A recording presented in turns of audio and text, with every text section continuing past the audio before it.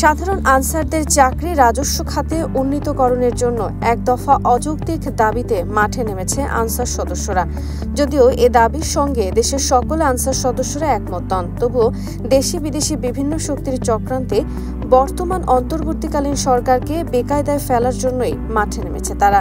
দেশ যখন একটি অভ্যুত্থানের মধ্য দিয়ে নতুন করে এগিয়ে যাবার স্বপ্ন দেখছে, ঠিক তখনই নতুন করে ষড়যন্ত্রের ফাঁদে পা দিয়ে এই আনসার সদস্যরা আবারও নতুন করে একটি অস্থিতিশীল পরিস্থিতি তৈরির পায়তারা করছে।